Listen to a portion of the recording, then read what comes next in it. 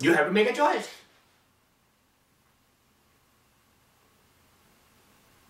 Now you might say, if we do that, wouldn't the life become dull and boring? And the answer is absolutely not.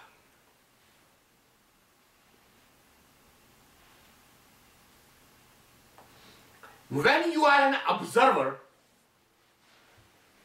of an event, you enjoy the event far more than when you are a part of that event.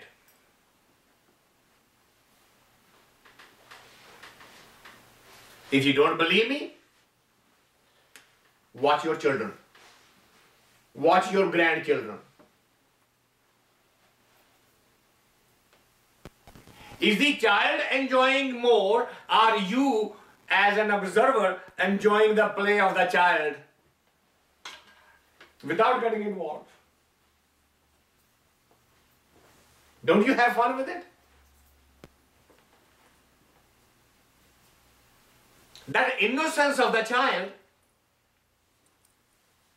who enjoys the most? The child who's innocent, or the observer who's observing the innocence from outside? Think about it. Observer always enjoys the more, which is what every enlightened soul does. They just sit, look at the world, see the drama, and all they can say is, wow. They have no language. They have no words to describe it. All they say is, wow. What a great drama. What a mystery. What a design. What a play. But while we are in the drama, can we also say the wow?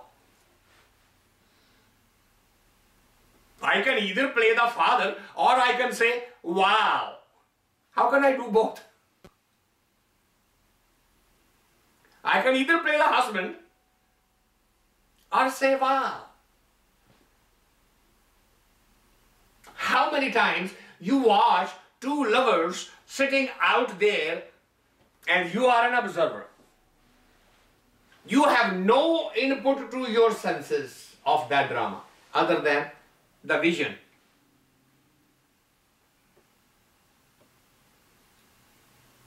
Don't you draw an immense pleasure just looking at the two innocent people just going through the energy?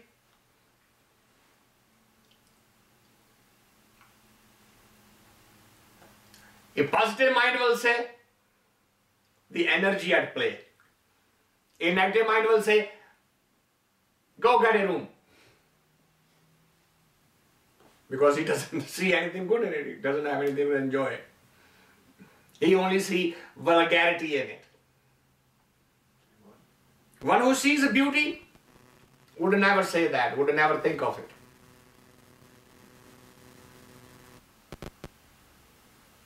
So the fear of death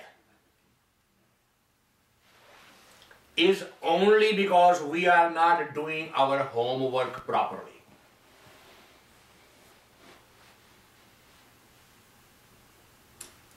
This is a school. Every soul has come to pay some karmic debts and then grow out of the bondage by doing meditation on his name, so that the cycle does not keep on going and going and going. So that it doesn't happen while you are paying one debt, you incur another one. Which is what every single one of us do that. Without even realizing.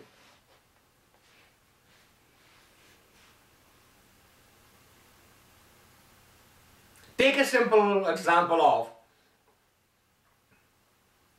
you see somebody who's needy and the compassion comes out of you and you go to help the needy.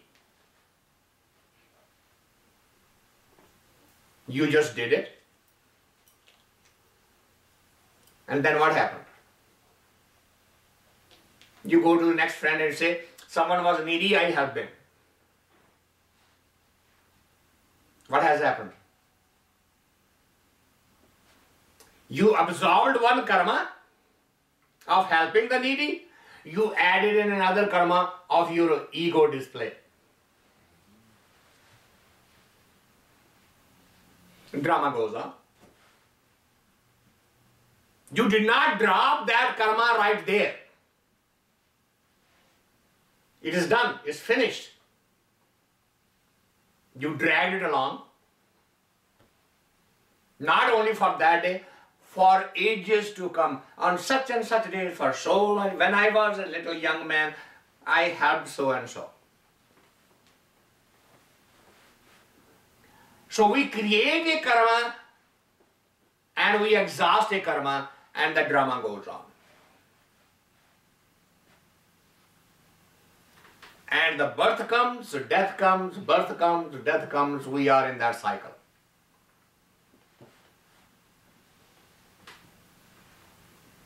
Let us remember to do our homework.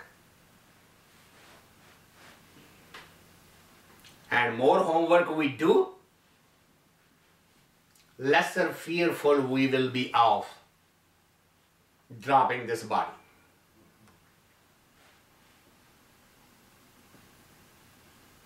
And that leads into the second topic, which,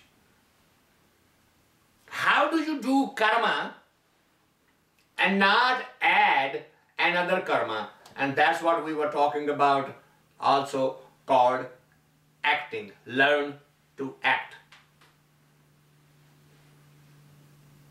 And by the way, this is not something, a new technique that you need to go to a dramatics class or a film studio to learn how to act.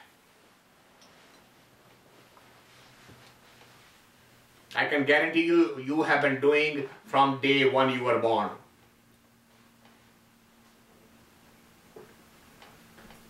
We are all very good actors.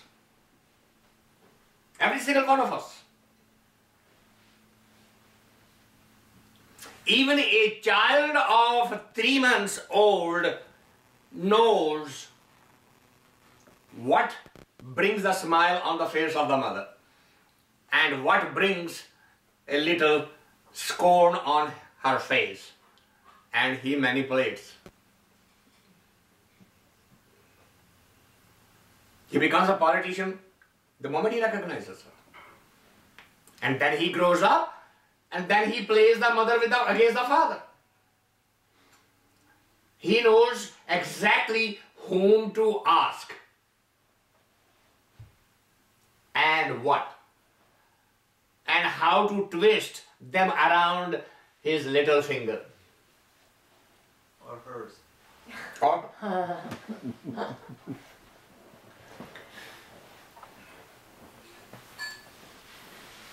to the child, whether it's a male or female, they do the same thing. Daughters know that if mother's button is little hard, father's button is going to be a lot softer to push.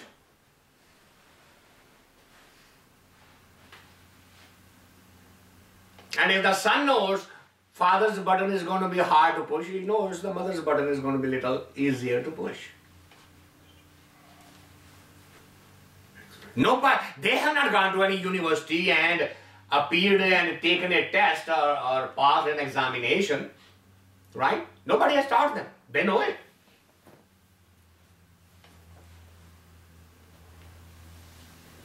So are they not the actors? How convincingly they play that role?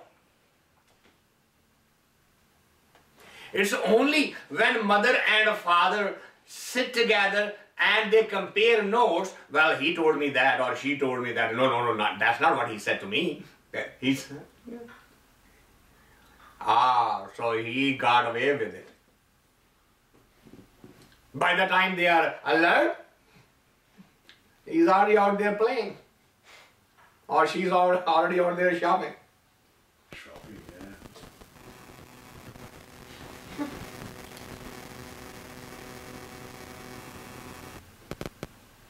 It happens all the time. A child knows that convincing the mother to buy a motorcycle or a car to go out by themselves, a mom is never going to agree, no matter how grown up they are. But it is a cinch to convince the father, don't you want to be, me to be free?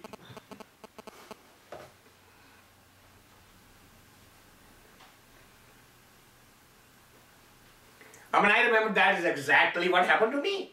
Don't you want me to be free? Do you want me to be driving all the time? No, I'm a grown up. I can drive by myself. And the mom is saying, absolutely not, the traffic is too much. I can't bear the thought of you going alone in the car. Are they not actors at that young age? Well, let's forget about that. Let's say it is Sunday and you want to go to church or to mosque. Do you just say, okay, let's go? Or do you say, no, I am going to the church. These are not the proper clothes for going to church. Hasn't the acting started? If that is the house of the God, how does it matter what clothes are you wearing?